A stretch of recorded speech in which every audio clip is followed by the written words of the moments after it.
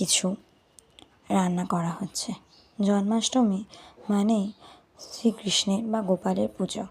তো তার জন্য আমরা প্রথমেই যেগুলো বানাই, তালের বড়া, মালপোয়া, এই সমস্ত কিছু, এগুলো আমাদের বাড়িতেই বানানো হয়। আর এই উৎসব মানে একটা আনন্দ ভরা উৎসব। তো প্রথমেই আমরা মালপোয়া বানাবো, তার জন্য যা যা উপকরণ লাগে সেগুলো নেব। সেগুলো নিয়ে তারপরে তালের বড়া, কলার বড়া, রসপুলি, ফল, মিষ্টি সমস্ত কিছু দিয়ে ভোগ দেওয়া হয়, পায়েস। আর এই পুজোটি সাধারণত রাত্রিবেলায় করা হয়। আর এই পুজো মানে একটা বাঙালির কাছে আনন্দ, বা যারা কৃষ্ণ প্রেমী বা কৃষ্ণ ভক্ত তাদের কাছেও একটা অনন্য পুজো হিসেবে পূজিত হয়।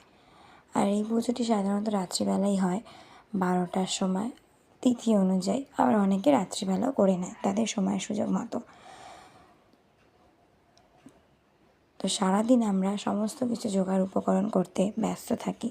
তারপর রাত্রিবেলা শ্রীকৃষ্ণের বা গোপাল পুজো হয়। সেখানে আমরা গোপাল মানেই বাচ্চা, তাকে আমরা চকলেট, চিপস সমস্ত কিছু দিতে পারি। তাছাড়াও মাখন সমস্ত কিছু দিয়ে তৈরি করা হয়। আর এটা খুব ঘরোয়া পদ্ধতিতেই হয়, সব কিছু বাড়িতেই অনেকেই রান্না করে, আবার অনেকে কিনে ভোগ প্রসাদ দেয়, নারকেল নাড়ু সমস্ত কিছু। তো সারাদিনটা আমাদের খুব ভালোভাবেই কাটে।